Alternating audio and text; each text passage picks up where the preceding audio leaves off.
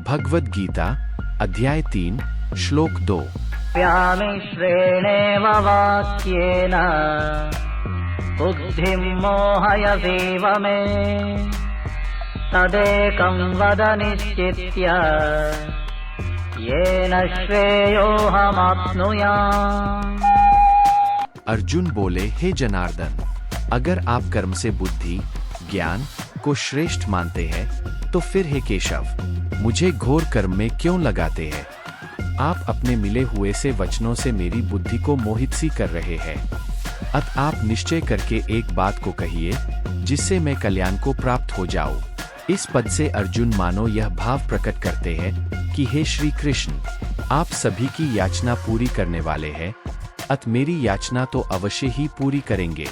मनुष्य के अंतःकरण में एक कमजोरी रहती है कि वह प्रश्न करके उत्तर के रूप में भी वक्ता से अपनी बात अथवा सिद्धांत का ही समर्थन चाहता है। इसे कमजोरी इसलिए कहा गया है कि वक्ता के निर्देश का चाहे वह मनोनुकूल हो या सर्वथा प्रतिकूल, पालन करने का निश्चय ही शूरवीरता है। शेष सब कमजोरी या कायरता ही कही जाएगी। इस कमजोरी के कारण ही मनुष्य को प्रतिकूलता सहने में कठिनाई का अनुभव होता है।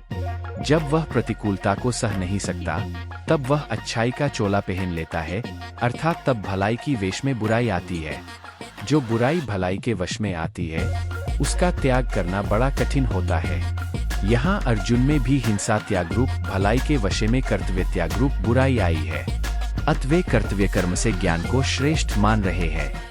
इसी कारण वे यहाँ प्रश्न करते हैं कि यदि आप कर्म से ज्ञान को श्रेष्ठ मानते हैं तो फिर मुझे युद्ध रूप घोर कर्म में क्यों लगाते हैं? भगवान ने दूसरे अध्याय के 39वें श्लोक में बुद्धिर्योगे पद से संबुद्धि समता की ही बात कही थी, परंतु अर्जुन ने उसको ज्ञान समझ लिया। अत वे भगवान से कहते हैं कि हे जनार्दन, आपने पहले कहा कि मैंने सांख्य में यह बुद्धि कह दी, इसी को तुम योग के विषय में सुनो।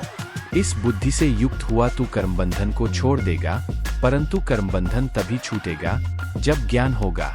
आपने यह भी कह दिया कि बुद्धि योग अर्थात ज्ञान से कर्म अत्यंत निकृष्ट है। अगर आपकी मान्यता में कर्म से ज्ञान श्रेष्ठ है, उत्तम है, तो फिर मेरे को शास्त्र विहित यज्ञ दान तप आदि शुभ कर्मों में भी नहीं लगाना चाहिए, केवल ज्ञान में ही लगाना चाहिए। परंतु इसके विपरीत आप मेरे को युद्ध जैसे अत्यंत क्रूर कर्म में, जिसमें दिन भर मनुष्यों की हत्या करनी पड़े, क्यों लगा रहे हैं? पहले अर्जुन के मन में युद्ध करने का जोश आया हुआ था और उन्होंने उसी जोश में भरकर भगवान से कहा कि हे अच्युत, दोनों सेनाओं के बीच में मेरे रथ को खड़ा कर दीजिए, जिससे मैं यह देख लूं कि यहाँ मेरे साथ दो हाथ करने वाला कौन है। परंतु भगवान ने जब दोनों सेनाओं के बीच में भीष्म और द्रोण के सामने तथा राजाओं के सामने रथ खड़ा करके कहा कि तू इन कुरुवंशियों को देख, तब अर्जुन का कौटुंबिक मोह जागृत हो गया। मोह जागृत होने से उनकी वृत्ति युद्ध से कर्म से उपरत होकर ज्ञान की तरफ हो गई, क्योंकि ज्ञान में युद्ध जैसे घोर कर्म नहीं करने पड़ते। अत अर्जुन कहते हैं कि आप मेरे को घोर कर्म में क्यों लगाते हैं? यहाँ बुद्धि पद का अर्थ ज्ञान लिया गया है। अगर यहाँ बुद्धि पद का अर्थ संबुद्धि समता लिया जाए तो व्यामिश्र वचन सिद्ध नहीं होगा, कारण कि दूसरे अध्याय के 48वें श्लोक में भगवान ने अर्जुन को योग समता में स्थित होकर कर्म करने की आज्ञा दी है। व्यामिश्र वचन तभी सिद्धि होगा जब अर्जुन की मान्यता में दो बातें हों, और तभी यह प्रश्न बनेगा कि अगर आपकी मान्यता में कर्म से ज्ञान श्रेष्ठ है तो फिर मेरे को घोर कर्म में क्यों लगाते हैं? दूसरी बात, भगवान ने आगे अर्जुन के प्रश्न के उत्तर में दो निष्ठाएं कही है, ज्ञानियों की निष्ठा ज्ञान योग से और योगियों की निष्ठा कर्मयोग से।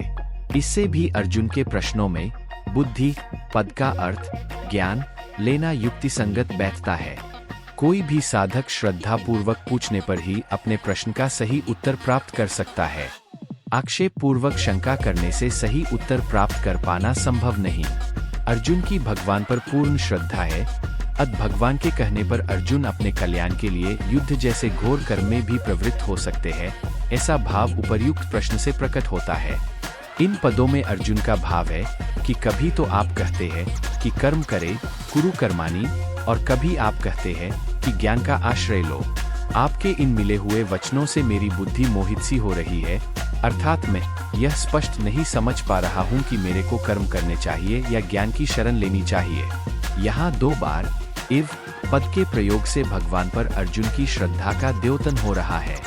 श्रद्धा के कारण अर्जुन भगवान के वचनों को ठीक मान रहे हैं और यह भी समझ रहे हैं कि भगवान मेरी बुद्धि को मोहित नहीं कर रहे हैं। परंतु भगवान के वचनों को ठीक ठीक न समझने के कारण अर्जुन को भगवान के वचन मिले हुए से लग रहे हैं और उनको ऐसा दिख रहा है कि भगवान अपने वचनों से मेरी बुद्धि को मोहती कर रहे हैं।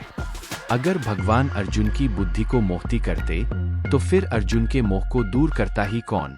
मेरा कल्याण कर्म करने से होगा या ज्ञान से होगा? इनमें से आप निश्चय करके मेरे लिए एक बात कहिए जिससे मेरा कल्याण हो जाए।